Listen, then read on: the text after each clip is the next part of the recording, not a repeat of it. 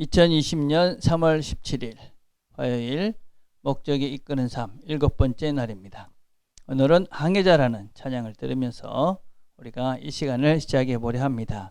인생이라는 항해, 그 속에 함께 하신 하나님, 내가 그분을 의지하면서 이 항해를 이어갑니다. 그런 고백의 찬양입니다.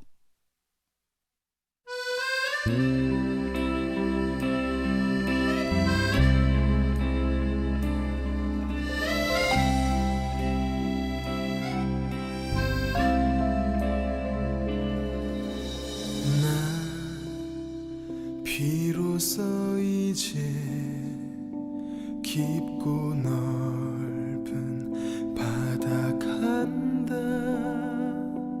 두려움에 떨고 있는 내 손을 주는 결코 놓치지 않으셨다. 나 비로소 이제 폭풍을 뚫고 간다. 비바람에 흔들리는 나약한 나를 잡아주시는 그분은 나의 주님. 주 나를 놓지 마소서. 이 깊고 넓은 바다에 홀로 내 삶의 항해의 끝이 되시는 주님이시여. 난 의지합니다. 날 포기하지 마소서. 나 잠시 나를 의지하여도 내 삶의 항해의 방향을 잡아 주시옵소서.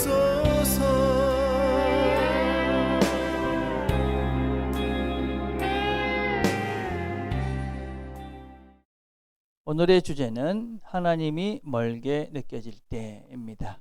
본문 말씀은 신명기 31장 8절입니다. 그리하면 여호와 그가 내 앞에서 가시며 너와 함께 하사 너를 떠나지 아니하시며 버리지 아니하시리니 너는 두려워하지 말라, 놀라지 말라. 아멘. 우리의 삶은 한결같지가 않습니다. 아주 당연한 말이죠. 그래서 하나님과의 관계들 속에서 우리가 어떤 때는 하나님이 없는 것 같은, 하나님의 부재 가운데 우리가 사는 것 같은 느낌이 들 때가 있습니다. 그건 우리뿐만이 아닙니다. 우리의 믿음의 선배, 우리가 믿음의 사람이라고 부르는 다윗도 이런 고백을 합니다.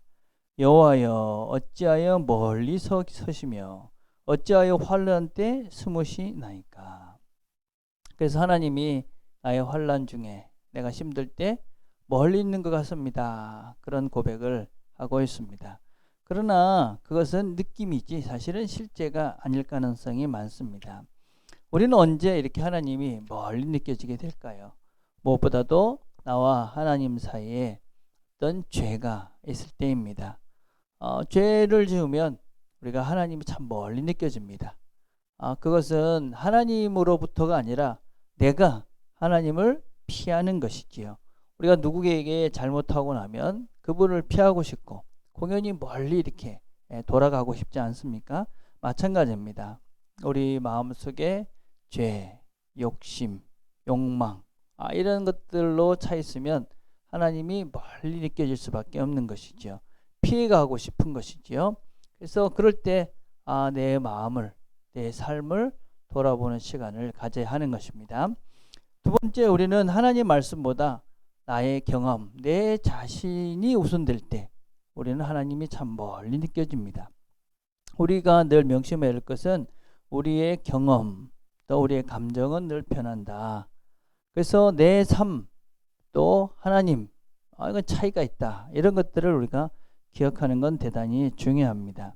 이럴 때는 내 경험상 나는 안 돼. 나는 이런 걸 용서 못할 거야. 이런 상태의 나를 그대로 두실까? 몇 번이고 똑같은 잘못을 하는 나를 하나님이 용서하실까? 뭐 그런 것입니다. 그런데 우리는 항상 내 자신이 아닌 하나님 말씀, 그런 말씀을 의지하는 것이 더 중요합니다. 세 번째는 하나님 뜻이 분별하기 어려울 때 우리는 하나님이 멀리 느껴집니다. 하나님 뜻을 분별하기 어렵다. 우리가 인생을 살면서 하나님의 뜻을 참 찾는 게 어려울 때가 있습니다. 근데 그럴 때 가만히 우리를 돌아보면 참 뭔가 복잡할 때입니다. 뭔가 혼란스러울 때죠. 그럴 때 우리는 어떻게 해야 되느냐면 목적을 기억하는 겁니다. 하나님의 목적. 하나님 목적을 기억하고 단순하게 결정하고 판단하는 연습을 해야 합니다. 우리의 답은 생각보다 아주 가까이 있을 가능성이 참 많습니다. 그래서 우리가 뭔가 하나님이 멀리 있다.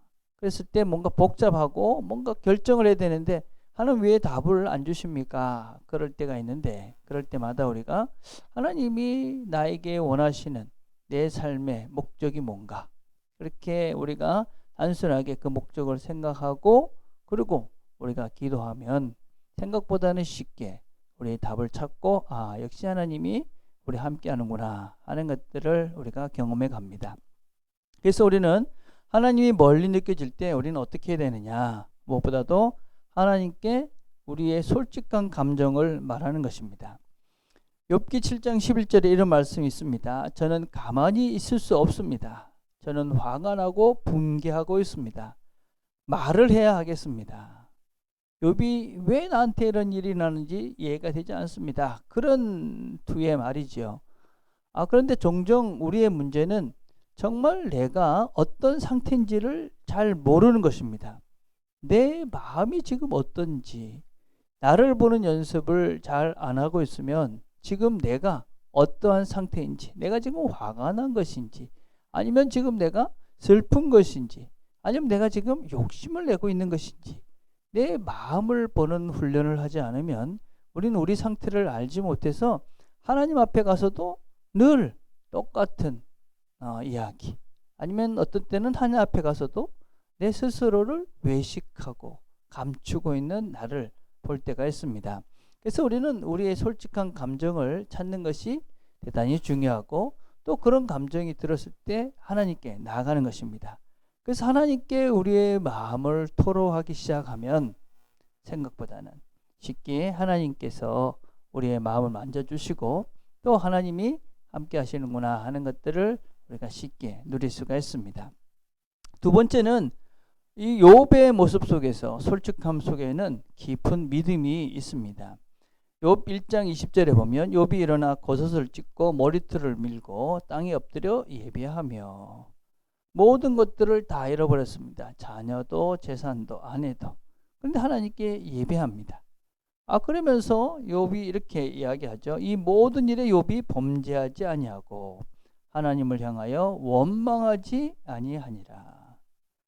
하나님께서 이렇게 하시는 데는 이유가 있을 것이다. 여러분, 쉽지 않은 태도입니다. 내가 도대체 이해가 안 됩니다. 믿음이라는 것은 어떤 때는 이해가 되지 않는 그 순간, 또 이해가 되지 않을 그때가 또 다른 믿음의 선을 넘어가는 기회가 되기도 합니다. 우리의 한계 속에 하나님을 가두는 것이 아니라 이해가 되지 않고 도대체 내가 왜 이런 상태가 됐는지 황망할 때, 그때 하나님을 믿음으로 고백하는 순간 우리는 나와 다른 하나님이 역시 나를 위해 또 다른 준비가 있었구나 하는 것들을 깨닫는 것이지요. 세 번째, 우리는 하나님이 어떤 분인지에 초점을 맞추는 겁니다. 하나님은 늘 한결같이 우리를 사랑하시는 분이다. 우리는 어떤 면에서는 이것을 이제 끝까지 포기하지 않고 기억하는 것이 중요한 것이죠. 왜 여전히 하나님은 나를 사랑하신다. 하나님은 좋으신 우리 아버지가 되신다. 우리가 종종 신앙생활을 하면서 하나님을 너무 무섭게, 아니면 심판자, 또 징계하시는 분으로 우리가 신앙생활을 해왔기 때문에 하나님이 좋으신 분이다. 좀 막연할 때가 있습니다. 하나님이 좋으신 분이다 하는 것은 우리가 선한, 그리고 우리가 행복한 길로 인도해 가시는 분이다. 우리가 잘 되기를 바라시는 분이 하나님이다 하는 것을 늘 우리는 명심하셔야 합니다. 또 여전히 하나님은 세상의 모든 것들을 통제하고 계신다. 또 내 삶에 대한 계획을 갖고 계신다. 무엇보다도 모든 것들이 협력하여 선을 이루게 하시며 결국은 우리를 정금같이 귀하게 사용해 주실 것이다 하는 이런 하나님 자체에 우리가 자꾸 초점을 맞춰 가다 보면 하나님이 멀리 있는 것이 아니라 여전히 우리와 함께 하시는 그 하나님을 우리가 누리는 것이지요. 또 다른 하나님의 이런 그 임재에 대한 그런 우리의 확신을 가지기 위해서는 약속을 지키시는 하나님을 믿는 것입니다. 약속. 욥이 이런 고백을 합니다. 하나님이 나를 죽이실지라도 나는 계속 그를 신뢰할 것입니다. 하나님은 거짓말을 하실 수가 없습니다. 하나님은 영원하시고 또 그분은 동일하신 분입니다. 그분이 하신 약속을 결코 그분은 저버릴 수가 없는 것입니다. 그래서 우리는 이 말씀을 우리가 잘 배워야 되는 것은 그분이 어떤 분이고 우리에게 어떤 약속을 해놓으셨는지를 우리가 배워가는 것이죠. 그래서 그 약속을 우리가 잘 기억하고 그 약속을 하나님이 우리에게, 나에게 하셨다는 확신이 생기기 시작하면 그럼 우리는 흔들리지 않고 어떤 상황 속에서도 하나님과 동행하는 삶을 사는 것입니다. 마지막으로는 하나님이 이미 우리를 위해서 하신 일들을 기억하는 겁니다. 하나님은 우리에게 당신의 가장 사랑하는 독생자를 이 땅에 보내주셔서 십자가에서 나를 위해서 죽으셨습니다. 하나님의 아들이 하나님 자신이 우리를 위해서 죽으셨다.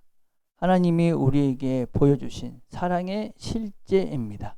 우리는 그 하나님의 죽음, 고난, 고통 이런 것들을 보면서 얼마나 나를 사랑하시고 또 얼마나 나를 위해서 구체적인 일들을 하셨는가 하는 것을 우리가 알 수가 있습니다. 그래서 우리는 그분이 나를 위해서 죽으신, 또 나를 위해서 고난을 당하신, 또 나를 위해서 살아나신 것들을 기억하는 것이 대단히 중요합니다. 또 다른 것은 지금까지 여기까지 우리를 인도해 오신 그 하나님을 기억하는 겁니다. 하나님이 여기까지 지금까지 우리를 인도해 오셨습니다. 지금까지 지내온 것이 다 하나님의 은혜입니다. 이런 고백을 우리가 하면서 날마다 살지 않습니까? 지금까지 하나님이 인도해 오셨다. 하나님이 없이는 여기까지 올 수 없었다라는 것이 우리의 고백이고 또 우리가 아는 우리 삶의 실제이기도 합니다. 그래서 하나님께서 여기까지 인도해 오신 것들을 기억하고 함께 하신 것들을 우리가 다시 한번 되새길 수 있다면 그럼 우리는 하나님이 여전히 함께 하시는구나 하는 것들을 우리가 다시 한번 새롭게 경험할 수 있게 될 것입니다. 그래서 우리 오늘 생각할 점은 뭐냐? 내가 어떻게 느끼든 하나님은 실제로 나와 함께 하신다. 내가 내 느낌, 내 생각이 아니라 하나님, 그분은 나를 포기할 수 없는 분이고 그분은 늘 나와 동행해 주신다 하는 것입니다. 외울 말씀은 히브리서 13장 5절입니다. 내가 과연 너희를 버리지 아니하고 과연 너희를 떠나지 아니하리라. 늘 우리와 함께 하신다라고 약속해 주셨습니다. 자, 삶으로 떠나는 질문은 나는 하나님이 나와 함께 하심을 얼마나 느끼며 살고 있는가 하는 것입니다. 얼마나 나의 삶의 순간순간 하나님 함께 하시는구나 이런 것들을 누리며 사시는지 한번 이 하루를 지내시면서 하나님이 어떤 순간 어떻게 나와 함께 하시고 내가 그 하나님을 누리고 있는지를 우리가 민감하게 생각하시면서 반응하면서 이 하루 복된 날 되기를 간절히 바라겠습니다. 기도하겠습니다. 하나님 아버지 감사합니다. 우리와 늘 함께 하셔서 여기까지 인도해 주신 하나님. 그렇지만 종종 우리가 우리의 감정과 우리의 죄와 또 우리의 어리석음으로 하나님이 함께 하심을 잊고 살 때가 있습니다. 오늘도 다시 한번 하나님의 말씀으로 우리와 함께 하시는 그 하나님 기억하며 살기를 소원합니다. 말씀을 잘 묵상하면서 우리와 늘 함께 하시며 인도하시는 그 하나님의 인도하심에 순종하며 이 하루도 기쁘고 복된 날 되도록 하나님 함께해 주옵소서. 예수님의 이름으로 기도드립니다. 아멘.